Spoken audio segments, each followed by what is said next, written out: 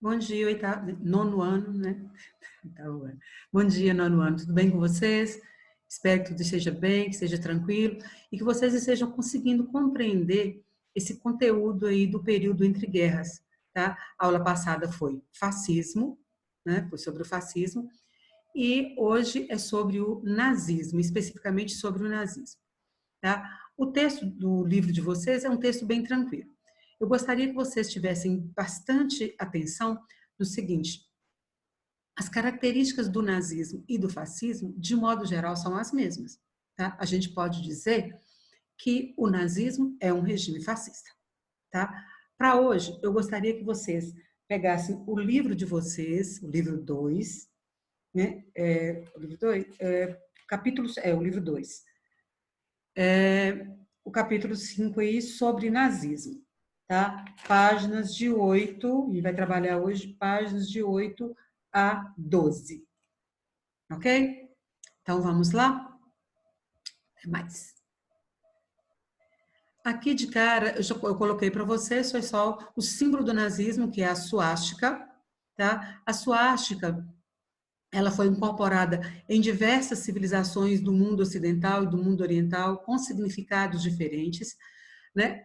Devido ao nazismo de Hitler na Alemanha, quando a gente vê esse símbolo hoje da suástica, que é a cruz gamada, a gente sempre pensa em intolerância, né? Virou um símbolo de intolerância, mas ele vem lá do sânscrito, né? Lá na antiguidade, como símbolo de boa sorte, tá? Então nem sempre foi isso aqui, tá? Existem grupos atuais que tentam, inclusive, resgatar o sentido original dele, ou os vários sentidos, mas todos ligados a coisas consideradas boas, tá? Imagem de Hitler, nazismo. Primeira página aí do slide. Vamos colocar como que sai a Alemanha pós Primeira Guerra Mundial, tá? Fim da Primeira Guerra Mundial, a Alemanha é considerada a principal responsável pela Primeira Guerra Mundial, tá? Ela foi obrigada a se render, né? E os países que venceram a guerra, os países que venceram a Primeira Guerra, chamadas potências aliadas, que formavam a Tríplice Entente, França, Rússia, Inglaterra originalmente. Lembram que a Rússia sai por causa da Revolução Russa e os Estados Unidos entram em 1917. Além disso, a Itália, que era aliada da Alemanha no sistema de alianças, da Tríplice Aliança, ela muda de lado. Tá? Então, no final das contas, os países aliados mais conhecidos seriam França, Inglaterra, Itália, Estados Unidos. Tá? Terminou a guerra, eles impuseram à Alemanha o Tratado de Versalhes. O Tratado de Versalhes foi visto pelos alemães, tá, como algo extremamente humilhante, né? A situação ficou muito difícil. A Alemanha se rende, né, como eu falei, e o Império Alemão cai, tá? O imperador alemão cai, tá? E aí é proclamado o que nós chamamos de República de Weimar ou Weimar, tanto faz, tá? Em 1918, proclamada a República de Weimar, que é na cidade de Weimar. Aí no livro de vocês tem um quadrinho explicando o que é Weimar, tá? O Guilherme II, então, foi destronado e foi proclamada a República. Então, a República de Weimar, ela vai durar de 1918 até 1933, tá? Porque em 34 começa o chamado Terceiro Reich. Reich é a mesma coisa que Império, tá? Terceiro Reich, por quê? Porque nós tivemos o Primeiro Reich, tá? Que é quando lá na antiguidade, né? Lá na Idade Média, na verdade, né? Era o Sacro Império Romano Germânico, então era o primeiro Reich. O segundo Reich foi quando os estados alemães se unificaram e formaram a Alemanha, a partir de 1871. E agora o terceiro Reich vai ser com Hitler. Tá? Então, República de Weimar é o período, assim termina a Primeira Guerra, até a chegada de Hitler ao poder. Após a chegada de Hitler ao poder, em 1900, ele sobe em 33, mas o terceiro Reich é a partir de 1934. Tá? Hitler funda o Partido Nazista em 1919. Tá? Então, esse partido é o Partido dos Trabalhadores Alemães. À frente dele, Adolf Hitler. tá? E ele vai conquistar um grande número de seguidores, de adeptos. Hitler, ele tinha uma habilidade muito grande nos discursos. Então, ele consegue atrair pessoas para o partido, né? Só um lembrete aqui antes de eu continuar. Lembrar que essa república, né, durante esse período aí de 18 a 33, era uma república frágil, instável, que teve que administrar várias tentativas de golpes, tá? Então, grandes dificuldades mesmo. Tá? Falando aí do que nos interessa mais, que vai dificultar muito a vida dos alemães. Tratado de Versalhes.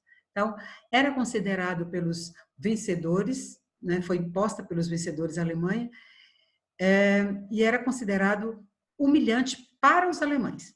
Coloquei aqui Tratado de Versalhes, imposto à Alemanha pelos vencedores, era considerado humilhante, mas humilhante para os alemães. Tá?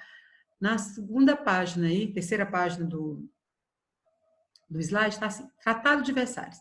Ele impôs severas cláusulas à Alemanha, como, por exemplo, proibição da fabricação de armamentos pesados, o que vai gerar desemprego, fábricas foram fechadas, tá? Lembrar que estão saindo da Primeira Guerra Mundial, então as fábricas estavam voltadas para a produção de armas, tá? Especialmente de armamento pesado, então vai gerar um desemprego absurdo. Diminuição do território, a Alemanha teve que devolver territórios para a França, tá? Região da Alsácia e da Lorena, que originalmente pertencia à França, voltou para a França. A Alemanha ficou com território descontínuo, tá? Um pedacinho, né, entre a Alemanha e a Polônia. Teve que pagar uma pesada indenização de guerra aos países vencedores. Então, dessa forma, a crise dentro da Alemanha tornou-se insustentável. Tá? Nos primeiros anos pós-guerra, a situação era catastrófica, era um colapso econômico mesmo. Essa crise econômica gerou o que nós chamamos de hiperinflação. Tá? Essa hiperinflação ela vai atingir o auge no ano de 1923. Aqui, no livro de vocês, na página 9, está falando dessa hiperinflação. Eu só coloquei os dados aqui, né, para a gente trabalhar melhor. Em janeiro de 1923, $1 valia 22 mil marcos, que é o dinheiro alemão. No fim de abril, $1 já valia 40 mil marcos. Olha a rapidez que a inflação atinge. Final de agosto, $1 valia 1 milhão de marcos. E no iniciozinho de novembro, na primeira semana de novembro de 1923, $1 já valia 1 bilhão de marcos. Tá? Essa inflação era considerada superior a cerca de 32.400%. Tá? Você imaginar que em janeiro você gastava 22 mil marcos para comprar $1. E que agora, em novembro, tá, no mesmo ano, ou seja, em menos de um ano, $1 saiu de 22 mil marcos para 1 bilhão de marcos.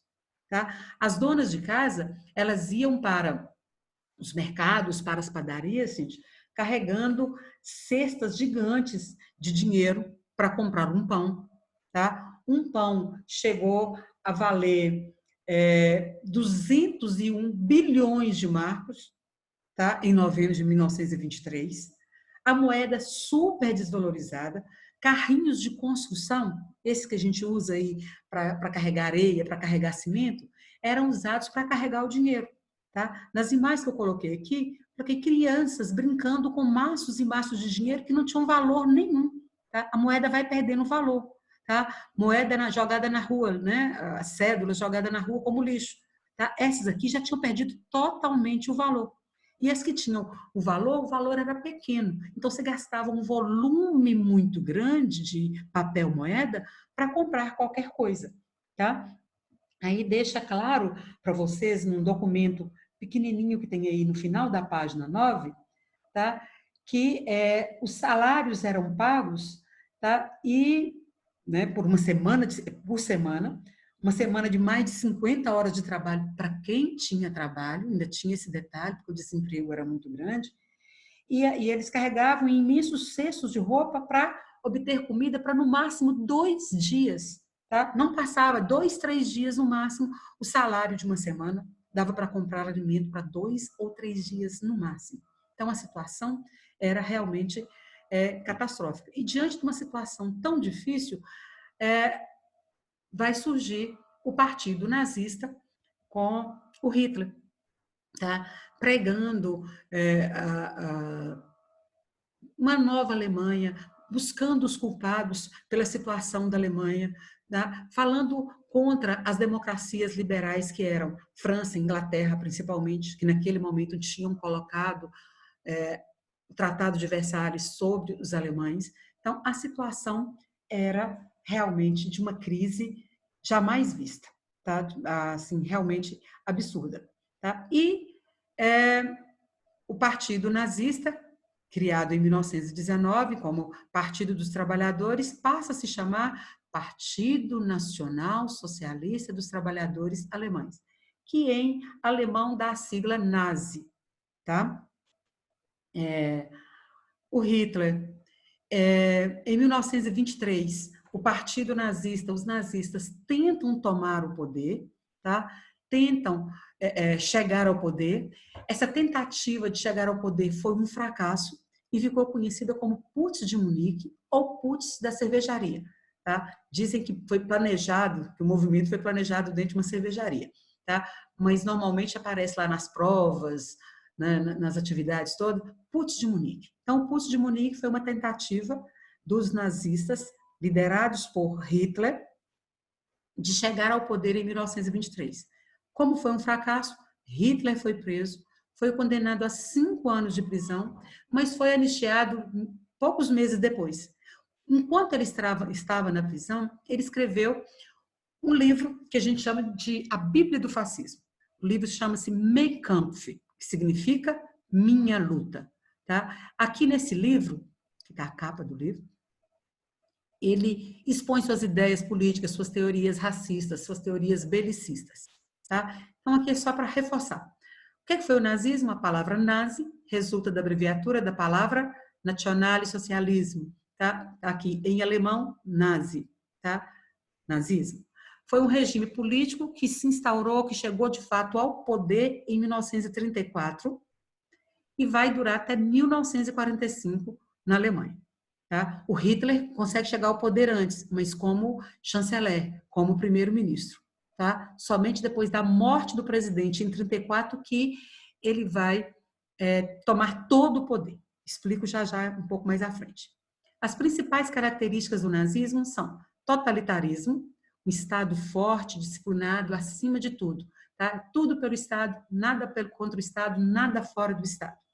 Tá? No outro slide, eu coloquei para vocês as características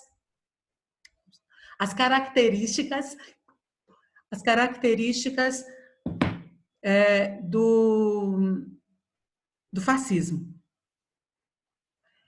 Nessas características do fascismo que estão lá, elas são comuns ao nazismo. Tá? O que difere? O nazismo é extremamente racista e antissemitista. Tá? E, além disso, ainda busca o espaço vital. O antissemitismo é o ódio aos judeus. Então, Hitler vai jogar nas costas dos judeus a culpa por boa parte dos problemas da Alemanha. Tá? É claro que não são todos os judeus que pensam do mesmo jeito. Tá? Tinha judeus que era muito capitalista, tinha judeu que era socialista, mas a perseguição vai ser a todos. E aqui o racismo era a questão da diferença de raças. O Hitler pregava a raça ariana, que o povo alemão era um povo superior, o arianismo. Tá? Então, na verdade, ele está pregando a superioridade do branco alemão. Tá? E todos os outros povos, né, vão ser perseguidos. Tá? Essas ideias aqui iniciais do nazismo de Hitler vai ter como base a ditadura fascista italiana. Por isso que eu falei que aquelas características que estão lá, se referindo ao fascismo, elas também estão presentes no nazismo. Tá? Ou seja, totalitarismo, unipartidarismo, que é um partido só, eles são antidemocráticos, né? Então, antiliberais. Tá? Então, todas aquelas características estão aqui, mais estas, antissemitismo e o arianismo. Tá? Aqui só está repetindo, na prisão Hitler escreve o livro Mein Kampf, tá? onde ele prega nacionalismo, nacionalismo exagerado, exacerbado, acima de tudo, o totalitarismo, o anticomunismo, o antissemitismo e o espaço vital. Em 1924, a Alemanha começa a se estabilizar. Tá? Graças a quê? Graças a investimentos de capitais estrangeiros, principalmente vindo dos Estados Unidos.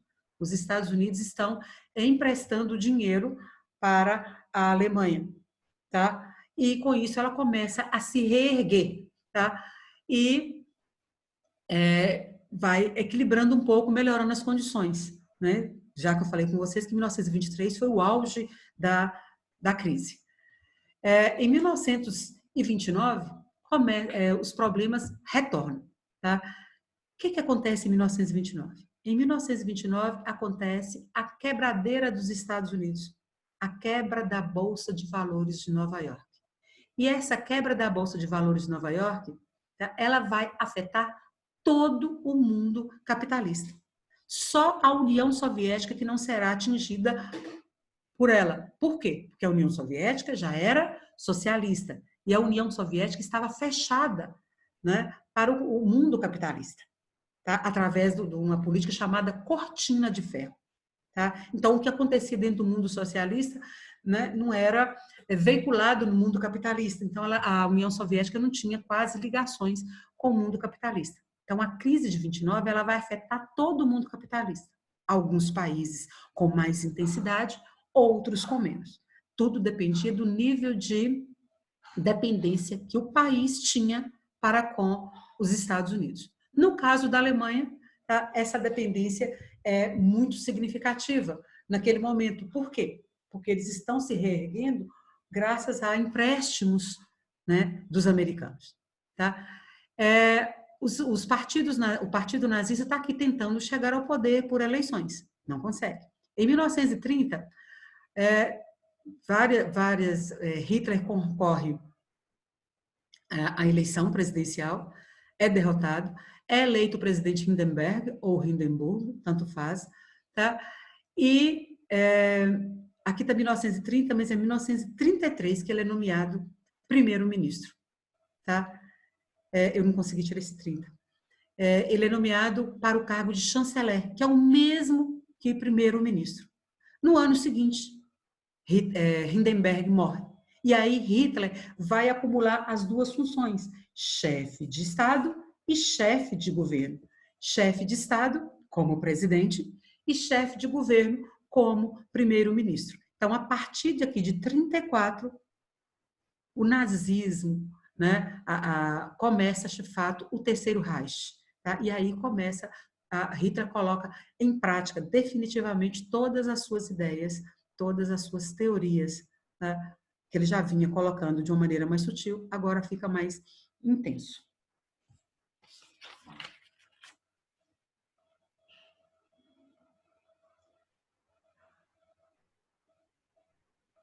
Quando fala grande vitória dos nazistas aqui, a gente está falando para o parlamento, né, não de Hitler.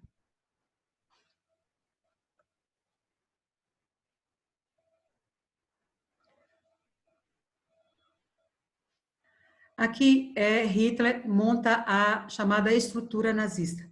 Tá? Quando ele monta a estrutura nazista, é o período da nazificação da Alemanha. Tá? Ele vai criar as SS, as SA e a Gestapo. As SS é a polícia política do nazismo, tá? Bem submetida a Hitler. A SA já é a milícia paramilitar, tá? Chamados de camisa pardas. São aqueles tipo soldados que saem para a rua, prendendo, promovendo a repressão mesmo. Tá? E a Gestapo é a polícia secreta nazista. Tá? Um outro exemplo aqui dessa nazificação é a criação da juventude hitlerista. Desde cedo, as crianças vão ser meio que doutrinadas com a filosofia, né, do nazismo. As escolas vão ser controladas, livros serão queimados, tudo será censurado. Tá? Então, Hitler ele vai doutrinar as camadas mais jovens da sociedade alemã, tá? E, portanto, acabam se tornando o público mais fiel, né? E ele consegue doutrinar a sociedade, consegue se impor através de uma propaganda extremamente bem organizada. Goebbels, que é o ministro da propaganda, ele vai organizar uma propaganda assim absurda em todos os meios de comunicação da época, tá? O Estado nazista intervinha em todos os setores da economia, conseguiu promover crescimento industrial, reduziu o desemprego, tá? Absorvendo mão de obra mão de obra em obras públicas, a indústria, né, também voltou a crescer, tudo. Aqui eu coloquei para vocês alguns meios de propagação, tá, das ideias nazistas. Jornais, rádio, manifestações, comícios, usavam também a violência como forma de propagar as ideias, como forma de propagar suas ideias. Tá? Essas ideias aqui, gente, elas serão veiculadas de uma maneira extremamente intensa, tá? Extremamente intensa. Como eu falei com vocês aqui, gente, as escolas, os livros, tudo vai ser censurado, tá? Aquilo que eles achavam que não deveria ter acesso, que as crianças, que as pessoas, que os jovens não deveriam ter acesso, eram queimados, era destruído, tá? Essa aqui é a primeira parte. Aí no material de vocês, na página 10, no finalzinho vem colocando assim. Deixa eu ver se eu coloquei tudo. No final vem colocando assim. Tem um quadro em azul, né, colocando algumas situações que foram determinantes para a expressividade da Alemanha, para o crescimento do regime nazista. Aí vem colocando os efeitos da crise de 29, ocorridos nos Estados Unidos sobre a Alemanha, falência, desemprego, miséria, fome, sofrimento. Tá? Diante disso, o medo das elites, né? Que o socialismo se impusesse, que o socialismo que avançava sobre a União Soviética se avançasse também sobre a Alemanha. Então, as elites elas vão acabar financiando o partido nazista. O outro aí, o desejo da classe média de pôr fim às agitações, promovendo a estabilidade social. Então, Hitler fazia aqueles discursos super inflamados, intensos, os comícios extremamente bem organizados para passar a ideia de ordem, para passar a ideia de poder, tá? Isso agrada profundamente a chamada classe média. As indústrias e os banqueiros vão apoiar as ideias nazistas. É claro que não são os banqueiros judeus, tá? E aqui está colocando o que eu já acabei de falar, né? A utilização das organizações paramilitares, a SA e as SS, tá? Para cuidar da segurança. A SA, que seriam as tropas de assalto, tá? Está colocado aqui SA, que são as milícias, aqueles camisas pardas, e a SS, que é de proteção, né? Subordinada diretamente a Hitler. Então, eles vão reprimir os inimigos da Alemanha. E, por fim, o grande carisma de Hitler, tá? Que a gente não pode menosprezar de forma nenhuma, muito pelo contrário. Ele que consegue atrair multidões para o partido nazista. Aí, na página 12, tem um gráfico que é muito interessante, mostrando como que o desemprego caiu. Como que o desemprego caiu na Alemanha, tá? Esse desemprego, repare, em 1928, 1929, 28 estava razoavelmente baixo, 29, devido à crise dos Estados Unidos, ele voltou a disparar e só vai voltar a reduzir a partir de 1933, né, até 39, quando estoura a Segunda Guerra Mundial, tá? Aí vocês estudarem o que foi a noite dos longos punhais, tá? Foi um momento em que Hitler, pressionado pelos industriais que não estavam aguentando a pressão das SA, né, das milícias aqui que estavam exagerando, vamos dizer assim, entre aspas, nas ruas. Então, Hitler pressionado, o que ele faz? Ele manda a SS, membros da SS, eliminar os líderes da SA.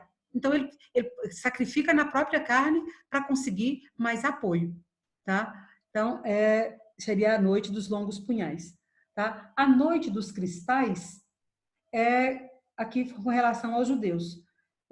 Da noite do dia 9 para o 10 de novembro, sinagogas foram saqueadas, lojas de judeus foram atacadas, judeus foram assassinados. A destruição das vitrines, os vidros se espalharam, então daí, noite dos cristais. Tá? Essa parte é importante vocês estudarem, tá? A expansão de Hitler aí na Europa. Em 1935, ele criou o serviço militar obrigatório. Em 1936, ele remilitarizou a Renânia. A Renânia é uma região na fronteira com a França, então voltou a ter policiamento militares na fronteira, que isso era proibido pelo Tratado de Versalhes. Em 1938, ele fez o Anschluss. O que foi o Anschluss? A Alemanha anexou a Áustria. O povo austríaco é de origem germânica, então Hitler queria ampliar, dominar os povos de origem germânica sob um só país. No caso, a Áustria foi anexada à Alemanha. Tá? Espero que vocês tenham entendido. Se não tiverem entendido, gente, postem lá no grupo, peçam as meninas para falarem comigo. Né? Eu tenho uma dificuldade aqui para ficar falando para a câmera, né? Eu não consigo ser espontânea, como eu sou normalmente na sala. Tá?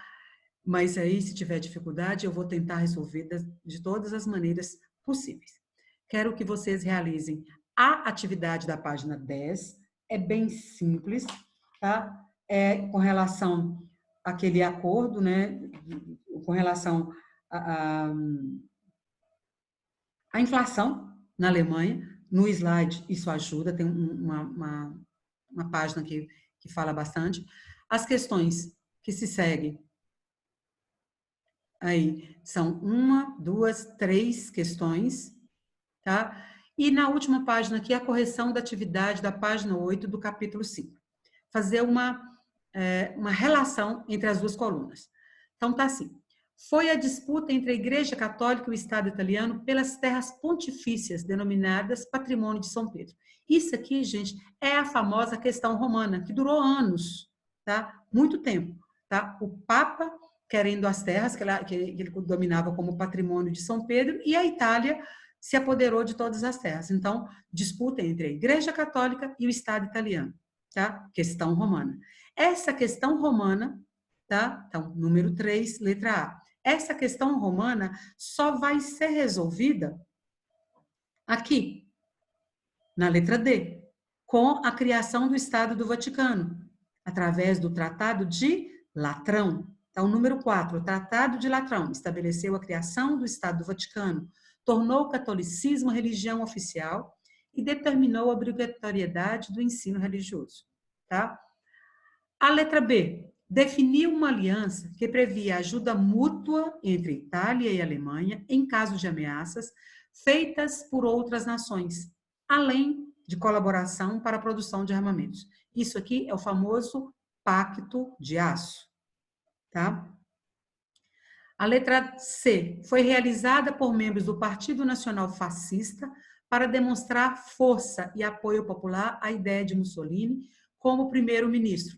Marcha sobre Roma, lá em 1922. Tá? Então, isso deu uma pressionada, né, dentro do governo italiano e acabou nomeando Mussolini para o cargo de primeiro-ministro. E a letra E, que eu não falei ainda, estabeleceu os direitos dos trabalhadores italianos e a subordinação deles ao Estado. É a famosa Carta del Lavoro, ou Carta do Trabalho. Tá? Então, a numeração fica: letra A, número 3, questão romana; letra B, número 5, Pacto de Aço; letra C, número 1, Marcha sobre Roma; letra D, número 4, Tratado de Latrão; e letra E, número 2, Carta de Lavoro. As outras questões que o guia tinha pedido para vocês, eu não coloquei aqui, porque o guia também forneceu lá o link para correção. Tá? Eu espero que vocês tenham corrigido. Se não tiverem corrigido, tá? É só falar que eu corrijo para vocês. Tá? Fiquem com Deus, beijo. As atividades que eu estou passando aqui eu vou corrigir na próxima aula, tá? Vou mandar para vocês um link com um documentário sobre o nazismo, tá? Fiquem com Deus, até a próxima aula.